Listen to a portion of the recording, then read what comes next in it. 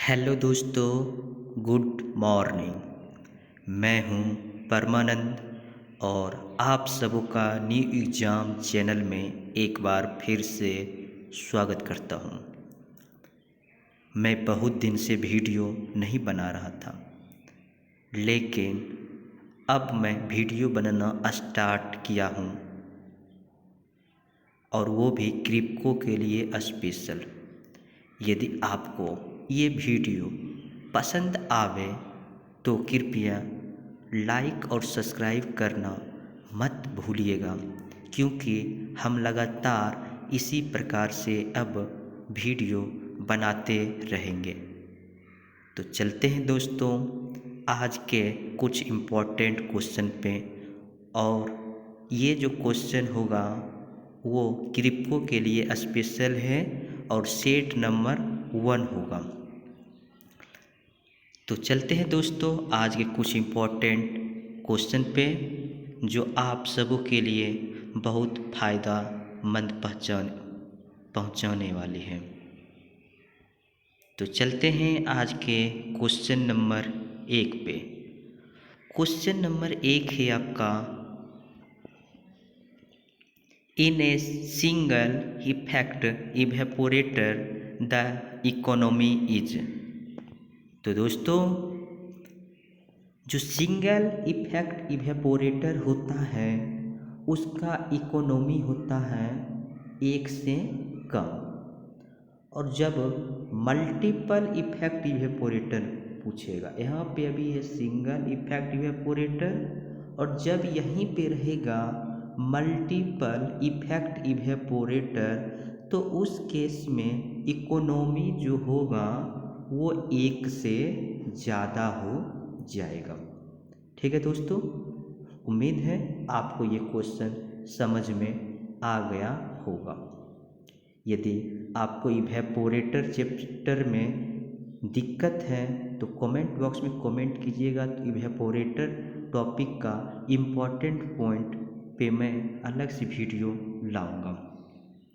तो चलते हैं नेक्स्ट क्वेश्चन पे। नेक्स्ट क्वेश्चन है आपका, a small scale evaporation is done in A dash. तो दोस्तों स्मॉल स्केल में हमको इवेपोरेशन करवाना है तो हम कौन सा इक्विपमेंट यूज करेंगे। ऑप्शन ए है हीट एक्सचेंजर का यूज करेंगे, ऑप्शन बी है कंडेंसर का यूज करेंगे, ऑप्शन सी है मल्टीपल इफेक्ट इवेपोरेटर का, और ऑप्शन डी है स्टीम जैकेटेड केटल का। तो दोस्तों हीट एक्सचेंजर का यूज हम इवेपोरेशन के लिए नहीं कर सकते हैं, क्योंकि ये क्लोज्ड वेसल होता है। और सेकंड है कंडेंसर। ये सभी इक्विपमेंट पे यदि आप कहते हैं तो उसके लिए भी मैं अलग से वीडियो लाऊंगा, जिससे आपको समझने में परेशानी थोड़ा सा भी नहीं हो। मैं इसके लिए अलग से वीडियो लाऊंगा कि हीट एक्सचेंजर क्या होता है, कंडेंसर क्या होता है, इसका पार्ट क्या होता है, वर्किंग प्रोसेस क्या है। ये सभी के लिए मैं अलग से वीडियो लाऊंगा, तब आपको आसानी से समझ में आ जाएगा। तो दोस्तों स्मॉल स्केल इवेपोरेशन के लिए जो है हम यूज करते हैं स्टीम जैकेटेड केटल। ये क्या होता है दोस्तों, एक टाइप का जैकेटेड केटल होता है। इसमें आपका ये जैकेटेड होता है और इसी में आपका स्टीम भरा होता है। स्टीम भरा होता है जिसका उपयोग किया जाता है इवेपोरेशन के लिए। ये चारों तरफ से स्टीम आपका इसमें भरा होता है ये कंटेनर के अंदर, और जो भी मटेरियल होगा उसका इवेपोरेशन इसी से गर्म होगा और ऊपर इवेपोरेशन होते रहेगा। तो दोस्तों इसका आंसर हो जाएगा ऑप्शन डी। चलते हैं नेक्स्ट क्वेश्चन पे। नेक्स्ट क्वेश्चन है, mode of heat transfer involved in cooling of air cooled internal combustion engine. तो दोस्तों आपको पता है कि मेनली हीट कंडक्शन जो है तीन तरह से हो सकता है। कंडक्शन हो सकता है, कन्वेक्शन हो सकता है, रेडिएशन हो सकता है। उसके बाद कन्वेक्शन जो है मेनली दो भागों में बांटा गया है। एक बांटा गया है नेचुरल कन्वेक्शन, एक बांटा गया है फोर्स्ड कन्वेक्शन। नेचुरल कन्वेक्शन में क्या होता है दोस्तों, जो स्वतः हीट ट्रांसफ़र कर सके, यानी कि आपका यदि एनवायरनमेंट की कंपैरिजन में टेम्परेचर कम है या ज़्यादा है तो उसे कहेंगे, उसके द्वारा जो हीट ट्रांसफ़र होगा उसे कहेंगे नेचुरल कन्वेक्शन।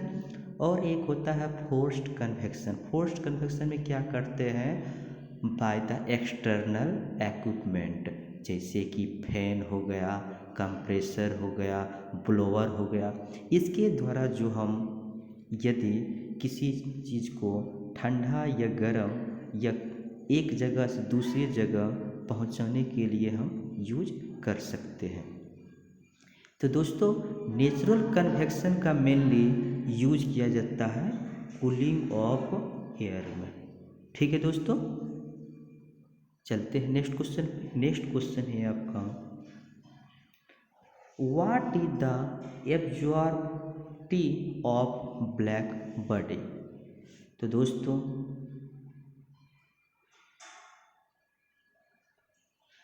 ये आपका रेडिएशन टॉपिक का क्वेश्चन है।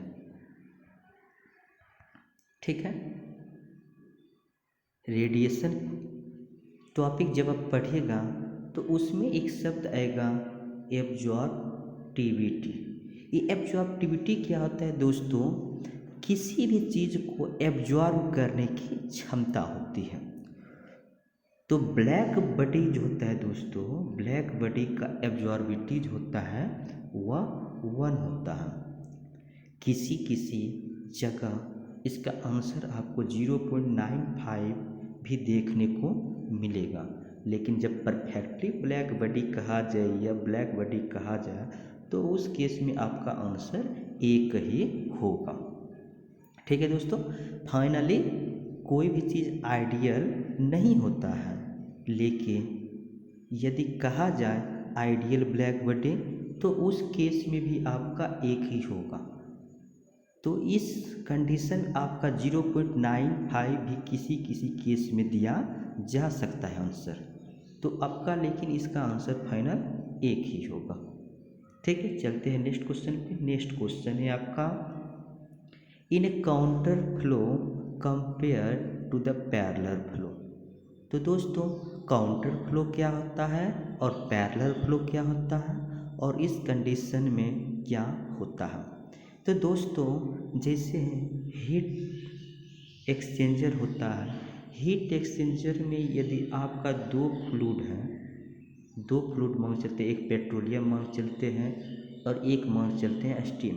तो आपका यदि दोनों सेम ही डायरेक्शन में हो, दोनों सेम ही डायरेक्शन में हो तो उसे कहेंगे पैरेलल फ्लो। ठीक है, और काउंटर फ्लो कब कहेंगे, जब का आपका स्ट्रीम इस डायरेक्शन में हो और क्रूड फ्लो इस डायरेक्शन में हो तो उसे कहेंगे काउंटर फ्लो। तो अच्छा होता है दोस्तों हम लोगों के लिए काउंटर फ्लो। इसमें क्या होता है, इसमें आपका LMTD ज़्यादा आएगा। तो LMTD यदि आपको समझ में नहीं आ रहा है तो इसके लिए मैं आपको अलग से फिर से सेपरेट वीडियो बनाऊंगा हीट ट्रांसफ़र का अलग से, तो उसमें आपको समझ में आ जाएगा कि LMTD क्या होता है। और काउंटर फ्लो मेनली क्यों हम यूज करते हैं, काउंटर फ्लो में जो होता है हमारा कम ही एरिया में ज़्यादा हीट ट्रांसफ़र हो जाता है, और LMTD जो है ये भी ज़्यादा आता है इस कंडीशन में। तो हम पैरेलल फ्लो के कंपैरिजन में हम काउंटर फ्लो यूज करते हैं। तो इसका आंसर होगा बोथ A और B दोनों। ठीक है दोस्तों, चलते हैं नेक्स्ट क्वेश्चन पे। नेक्स्ट क्वेश्चन है आपका, thermal diffusivity is given by. Thermal diffusivity क्या होता है दोस्तों? थर्मल डिफ्यूजिविटी जो होता है इसका फॉर्मूला होता है K/ρ(C)P। ये दोस्तों आप अच्छी तरह से याद कर लीजिए, K/ρ(C)P।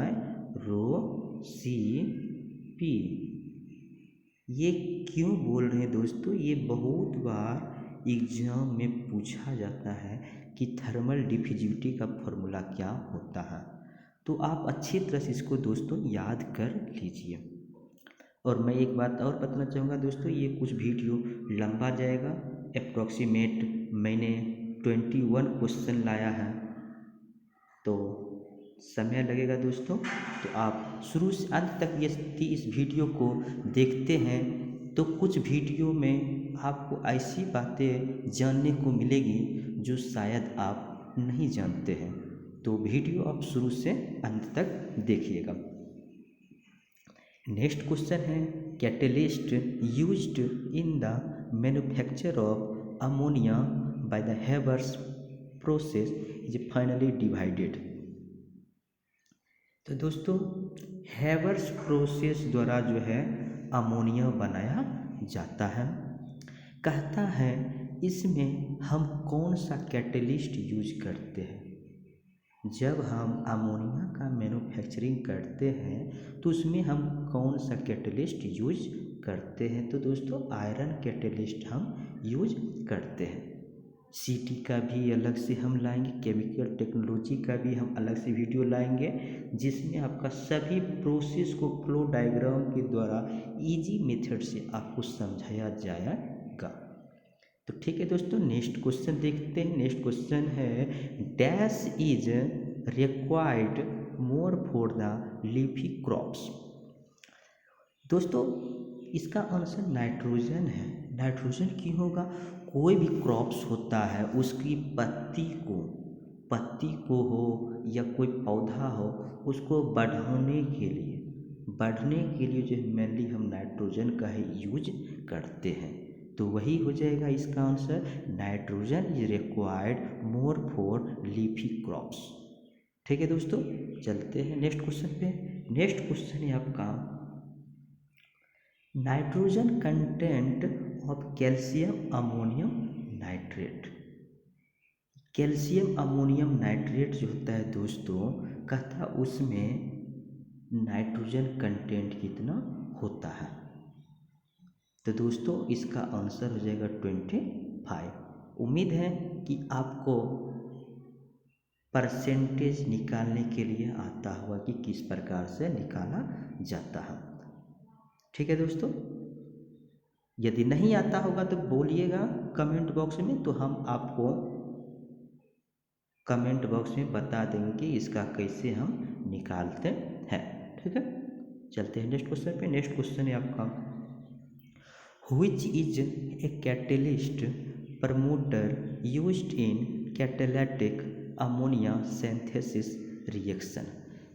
कौन सा कैटलिस्ट प्रमोटर जो हम यूज करते हैं किसमें?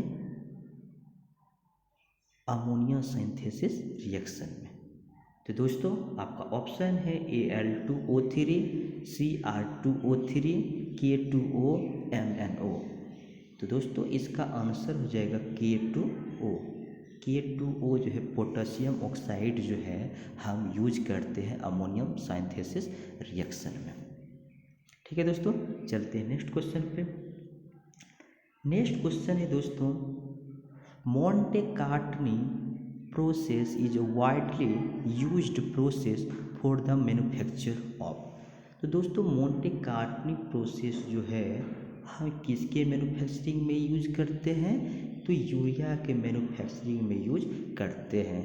ये प्रोसेस हम आपको उस समय समझाएंगे जब हम केमिकल टेक्नोलॉजी का क्लास लेंगे। केमिकल टेक्नोलॉजी का जब क्लास लेंगे तो उसमें हम यूरिया के मैन्युफैक्चरिंग का ओवरव्यू देखेंगे। ओवरव्यू प्लांट के अकॉर्डिंग देखना, प्लांट के अकॉर्डिंग जब बताएंगे तो अच्छी तरह से आप समझ जाइएगा कि मोंटे कार्टनी प्रोसेस में क्या और कैसे होता है। तो ठीक है दोस्तों, हमें उम्मीद है कि आपको ये समझ में आ गया होगा कि मोंटे कार्लो प्रोसेस जो है हम यूरिया मैन्युफैक्चरिंग में यूज करते हैं। नेक्स्ट क्वेश्चन है NPK fertiliser is a. NPK fertiliser क्या होता है दोस्तों? एक प्रकार का मिक्स्ड फर्टिलाइजर होता है। एनपीके क्या होता है दोस्तों? एन्स होता है नाइट्रोजन, पीस होता है फास्फोरस और केस होता है पोटास। तो दोस्तों जब ये तीनों मिला हुआ रहेगा, इसका भी एक रेशियो होता है दोस्तों कि किस रेशियो में फर्टिलाइज़र के लिए कौन उपयोगी होता है। तो उसके लिए जब बताएंगे एनपीके, तो उसमें हम अच्छी तरह से आपको डिस्कस करेंगे, ठीक है। नाइट्रोजनियस फर्टिलाइज़र क्या होता है, फॉस्फेटिक फर्टिलाइज़र क्या होता है, कॉम्प्लेक्स फर्टिलाइज़र क्या होता है, ये सभी हम जब क्लास लेंगे अलग से केमिकल टेक्नोलॉजी में, तो उसमें हम बता देंगे। ठीक है दोस्तों, नेक्स्ट क्वेश्चन है red phosphorus is changed into the white phosphorus by dash. तो दोस्तों रेड फॉस्फोरस जो है वाइट फॉस्फोरस में किसके द्वारा चेंज होता है? तो ऑप्शन ए है heating in presence of light. क्या प्रेजेंस की उपस्थिति में लाल फॉस्फोरस उजला फॉस्फोरस में बदल जाएगा? तो नहीं दोस्तों। मेल्टिंग अंडर प्रेशर, तो ये भी नहीं होगा दोस्तों। Vaporisation followed by the condensation, ये आपका आंसर सही हो जाएगा दोस्तों। Vaporisation followed by the condensation. चलते हैं दोस्तों नेक्स्ट क्वेश्चन पे। नेक्स्ट क्वेश्चन है आपका Reynolds number for ideal flow is. दोस्तों रेनॉल्ड्स नंबर आइडियल फ्लूइड के लिए पूछ रहा है क्या होता है? तो रेनॉल्ड्स नंबर पता है बच्चे क्या होता है? रेनॉल्ड्स नंबर तो R E is equal to U D rho by mu. तो इसका आंसर क्या आ जाएगा दोस्तों? म्यू है विस्कस यानी कि विस्कोसिटी। विस्कोसिटी क्या होता है दोस्तों? आइडियल फ्लूइड में होता है 0, और किसी चीज़ के नीचे में यदि 0 से भाग दिया जाता है तो उसका आंसर आता है इन्फिनिटी। तो Reynolds number of ideal fluid flow के लिए आपका हो जाएगा ऑप्शन डी, जो कि दोस्तों आपका HURL में हिंदुस्तान उर्वरक रसायन लिमिटेड में ये क्वेश्चन पूछा गया है। चलते हैं दोस्तों नेक्स्ट क्वेश्चन पे। नेक्स्ट क्वेश्चन है आपका animals and paints are generally dash fluid. Animals और पेंट जो है दोस्तों ये मेनली आपका होता है स्यूडो प्लास्टिक। स्यूडो प्लास्टिक क्या होता है, रियोपैटिक क्या होता है, थायोस्टोपिक क्या होता है, डाइलेटेंट क्या होता है, ये सब हम उस समय बताएंगे जब आपको हम फ्लूइड मैकेनिक्स का क्लास लेंगे।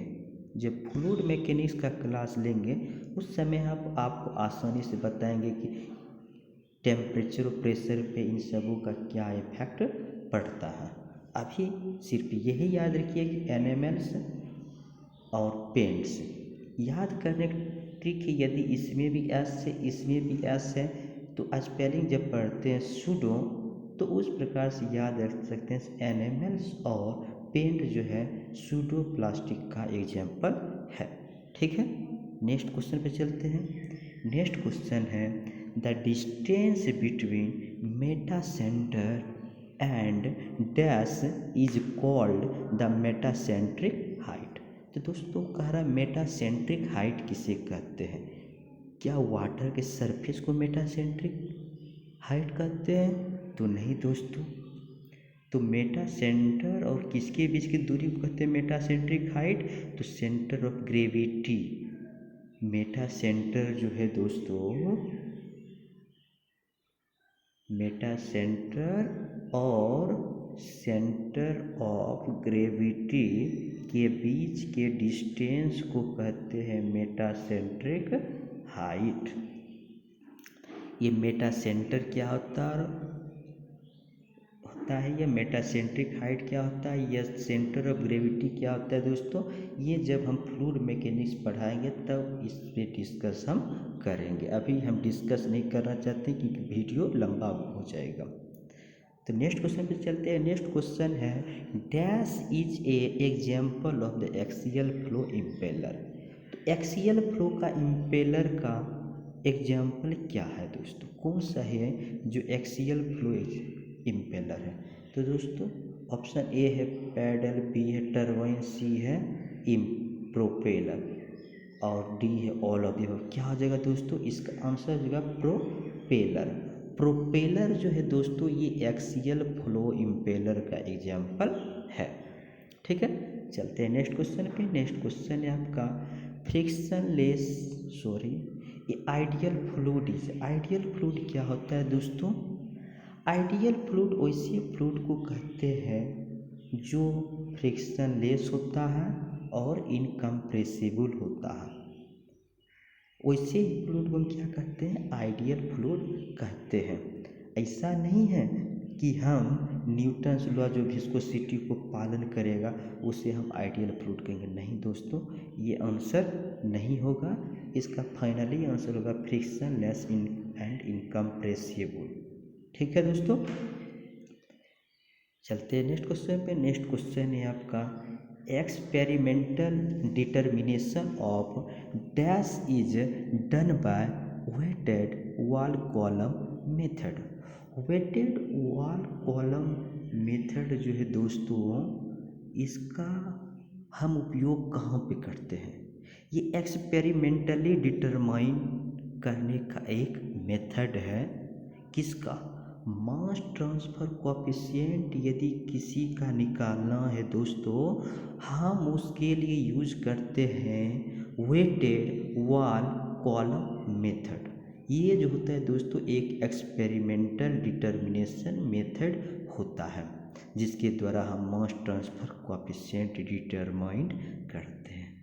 तो चलते हैं दोस्तों नेक्स्ट क्वेश्चन पे। नेक्स्ट क्वेश्चन है आपका steady state equimolar counter diffusion is encountered in. तो दोस्तों steady state equimolar counter diffusion is encountered in the dash में किस में यूज करते हैं दोस्तों, इसका दोस्तों यूज होता है mainly separation of the binary mixture, यानी कि दो कंपोनेंट का यदि मिक्सचर है उसका सेपरेशन हमें करना है किसके द्वारा, डिस्टिलेशन के द्वारा। तो हम वहाँ पे steady state equimolar counter diffusion का यूज करते हैं। ठीक है दोस्तों, चलते हैं नेक्स्ट क्वेश्चन पे। नेक्स्ट क्वेश्चन है minimum reflux in the distillation column results in dash. यदि दोस्तों कहता है मिनिमम रिफ्लक्स रेशियो, रिफ्लक्स क्या है दोस्तों, मिनिमम है। ये रिफ्लक्स क्या होता है दोस्तों, ये जब हम डिस्टिलेशन पढ़ाएंगे तो उसमें हम फुल्ली डिटेल्स में जानने की कोशिश करेंगे कि रिफ्लक्स क्या होता है। मिनिमम रिफ्लक्स होगा तो नंबर ऑफ प्लेट पे क्या इफेक्ट पड़ेगा, कंडेंसर पे क्या इफेक्ट पड़ेगा, या रिबॉयलर पे क्या इफेक्ट पड़ेगा, या जब हम मैक्सिमम रिफ्लक्स रेशियो होगा तो उसमें डिस्टिलेशन कॉलम पे क्या इफेक्ट पड़ेगा, कंडेंसर पे क्या इफेक्ट पड़ेगा, नंबर ऑफ ट्रेज क्या होगा। ये सभी जब हम डिटेल्स में पढ़ेंगे तो उसमें हम डिस्कस करने की कोशिश करेंगे। तो कहता है यहाँ पे मिनिमम रिफ्लक्स रेशियो, जब मिनिमम रिफ्लक्स रेशियो होगा तो उसमें डिस्टिलेशन कॉलम पे क्या इफेक्ट पड़ेगा। तो इस केस में क्या होगा दोस्तों, जैसे डिस्टिलेशन कॉलम है, डिस्टिलेशन कॉलम में जब ऊपर से प्रोडक्ट निकलेगा तो यहाँ पे हम लगाते हैं कंडेंसर। क्या लगाते हैं, कंडेंसर। इसका क्या काम होता है दोस्तों, जो भी यहाँ से मटेरियल इवेपोरेट हुआ उसका ये कंडेंस करने का काम करता है, यानी कि यहाँ से रहता है वेपर फॉर्म में, उसके बाद यहाँ पे कंडेंसर होने के बाद वो लिक्विड फॉर्म में बदल जाता है। मेनली इसका काम कंडेंसर का क्या होता है, टेम्परेचर कांस्टेंट रहता है, टेम्परेचर घटता नहीं है। सिर्फ इसका काम होता है उसका फेज को चेंज करना, उनकी अवस्था को परिवर्तित करना।